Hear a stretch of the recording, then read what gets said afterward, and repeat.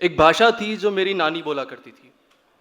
अपने जीने से ओढ़ने के पल्लू को मुंह में दबाए, चाय पीते हुए अपनी बड़ी सी नथ को ऊपर उठाकर, अपने चश्मे को अपने दरदरे टिपोरों से मसलकर साफ करते हुए वो भाषा के अक्षर गढ़ती थी। स्वर देती थी उनको अपने लोहे के बक्से की आवाज़ से, जो नानी के जीवन का महत्व था।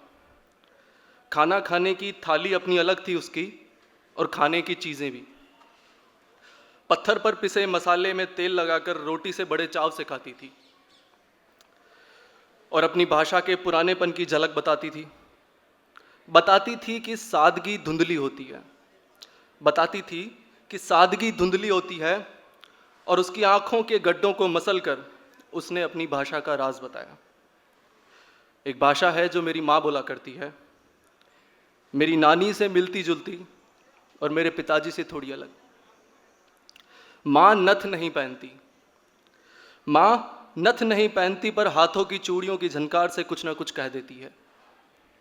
माँ बात करती है खिड़कियों के पर्दों को सरकाकर, चाय के खाली कपों को समेटकर, बर्तनों को एक दूसरे से मिलाकर, और कभी कभी छत पे आए कबूतरों को भगाकर, जो उनके घर का धान चुग रहे थे। घूंघट माँ की बुलंद आवाज़ को ढक के रखता है, जो बस मैं सुन पाता हूं जब पकड़ा जाता हूं डब्बे से चीनी की मुट्ठी भरते हुए। और भाषा सा कुछ है नहीं उसके पास, माँ के पास भाषा सा कुछ है नहीं, बस सोने चांदी के भावों से ढका रेशम की ओढ़नी में उलझता प्यार है।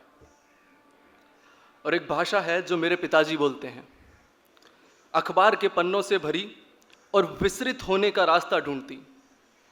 पुरानी और नई पीढ़ियों की सोच लिए ये आवाज़ पिछड़ी और अनजानी है। नई पीढ़ी की सोच बस जैसे फ़ोन चलाने के काम आती है। उनके चश्मे बदलते रहे हैं उम्र के साथ, और बालों का रंग जैसे जैसे सफ़ेद हुआ उनकी भाषा बदलती गई। अब अपने पोते की भाषा बोलते हैं, तुतलाहट से प्रेम है उन्हें अब।